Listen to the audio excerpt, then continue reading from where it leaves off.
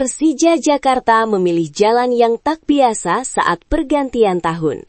Di saat tim lain berlibur, Macan Kemayoran justru terus berlatih tanpa jeda usai kemenangan telak 3-0 atas Bayangkara FC di GBK. Tanpa libur tahun baru, evaluasi besar-besaran dilakukan, lini depan dibedah, dan sinyal perombakan skuad mulai terasa. Di tengah persaingan ketat papan atas, performa gemilang Alano 5, ambisi menjaga konsistensi, serta laga krusial melawan Persijap Jepara sebelum duel panas kontra Persib Bandung membuat satu pertanyaan besar muncul. Apakah Persija sedang membangun momentum paling berbahaya menuju putaran kedua Super League musim ini? Kick Off Indonesia akan mengulasnya secara lengkap sebagai berikut.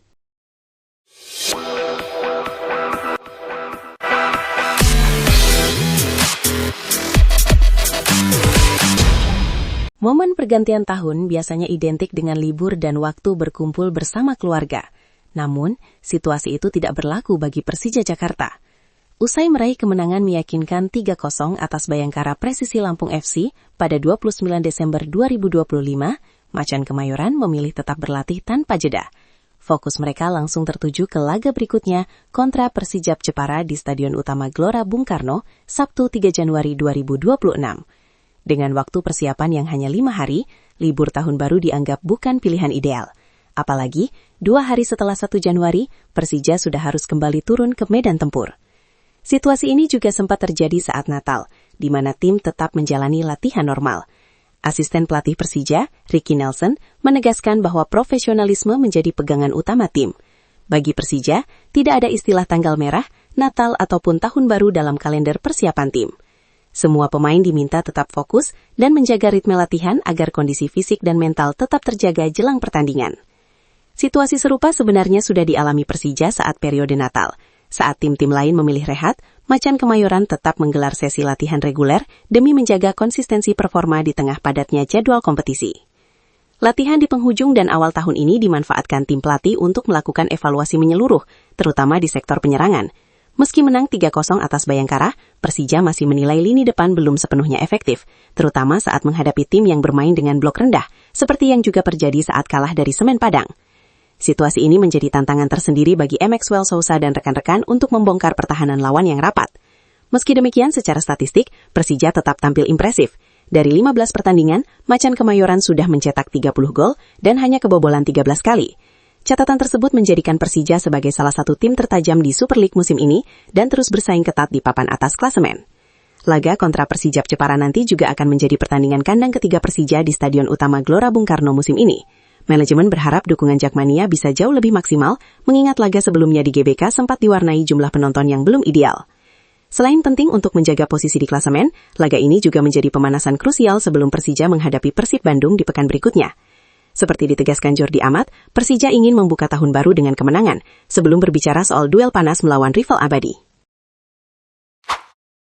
Asisten pelatih Persija Jakarta, Ricky Nelson, menegaskan bahwa timnya akan melakukan evaluasi besar-besaran menyambut tahun 2026.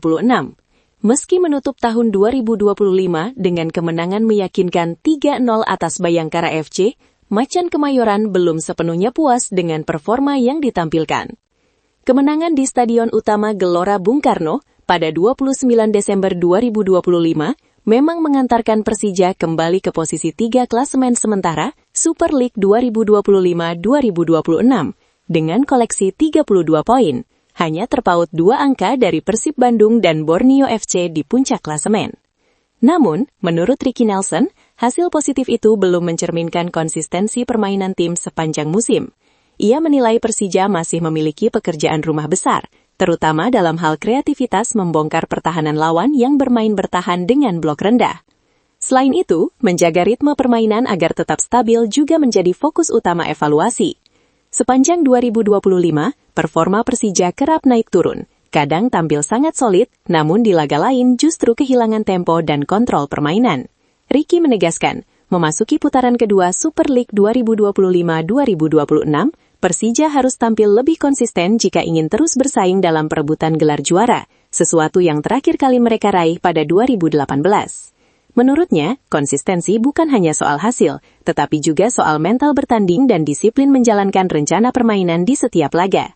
Sejalan dengan evaluasi tersebut, manajemen Persija juga memastikan akan melakukan perombakan skuad pada bursa transfer paruh musim. Direktur Persija Muhammad Prapanca mengonfirmasi bahwa sejumlah pemain berpotensi dilepas berdasarkan rekomendasi pelatih kepala Mauricio Sousa. Beberapa nama, baik pemain asing maupun lokal, kini tengah dievaluasi. Di sisi lain, Persija juga sudah mulai bergerak mencari pemain baru untuk memperkuat kedalaman tim. Semua keputusan final dipastikan baru akan ditentukan setelah laga kontra Persijap Jepara pada 3 Januari 2026. Dengan evaluasi menyeluruh, perbaikan ritme permainan, serta rencana penyegaran skuad, Persija Jakarta menunjukkan keseriusan untuk kembali ke jalur kampiun dan menjadi penantang kuat gelar Super League 2025-2026.